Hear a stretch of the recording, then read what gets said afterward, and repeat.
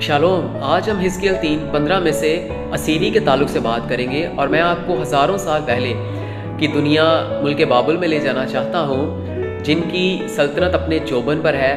वो लोग खौफनाक और दहशतनाक हैं। वो अपने कानून खुद बनाते हैं, बादशाहों को ठट्टों में उड़ाते, उमरा का तमस्कर करते हैं। उनकी बादशाहत में और बहुत सी कौमें आबाद हैं जिनको वो असीर करके ले आए हैं, और उनमें एक यहूद कौम भी शामिल है जो नहर के बाहर के किनारे डेरे लगाए हुए है। अब वो गुलामी में है, असीरी में है, नाउमीदी और मायूसी में सयून को याद करके रोते हैं। लेकिन खुदा ने मायूसी और नाउमीदी के इस आलम में अपने खादम हिजकिय्याह को उनके दरमियान उम्मीद का पैगाम देकर भेजा। और हिजकिय्याह 3:15 में लिखा है, जहाँ वो रहते थे मैं उनके दरमियान रहा। इसका मतलब है हिजकिय्याह उनके तजर्बा में से गुजरा।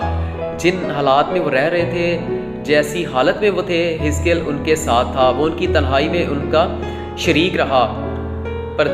परदेस में इस कौम की तन्हाई में वो शामिल था। मुख्तसर ये कि जहाँ और जिस हालत में वो रह रहे थे, हिजकिय्याह उनके दरमियान रहा। हिजकिय्याह खुदा का नुमाइंदा था और उनकी मौजूदगी खुदा की वफादारी का सबूत है। गोया खुदा उनके तजर्बा में दाखिल हुआ, उनके दरमियान रहा, ताकि इसराइल की तसल्ली का बायस हो।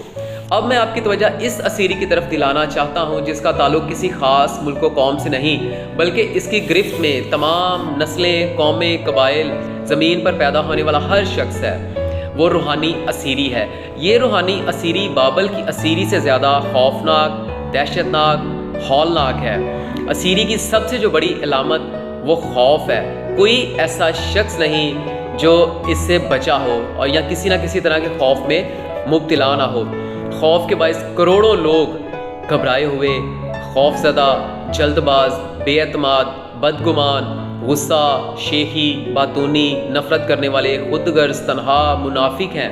खौफ ही के बायस बहुत से लोग जिस्मानी और नफ्सियाती बीमारियों का शिकार हैं। ब्लड प्रेशर, मंशियात कम उम्री में, अफसरदा दिली, ये इंसान की रूहानी असीरी की एक भयानक तस्वीर है। लेकिन खुदा इंसान से मोहब्बत रखता है और उसने अपनी मोहब्बत का सबूत इंसान को असीरी से आज़ादी के लिए किया। उसने किसी हिजकिय्याह को नहीं, बल्कि खुद असीर इंसानों के दरमियान रहा।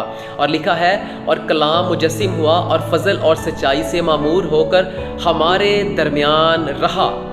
खुदा मुजस्सिम होकर इंसानों के दरमियान रहा।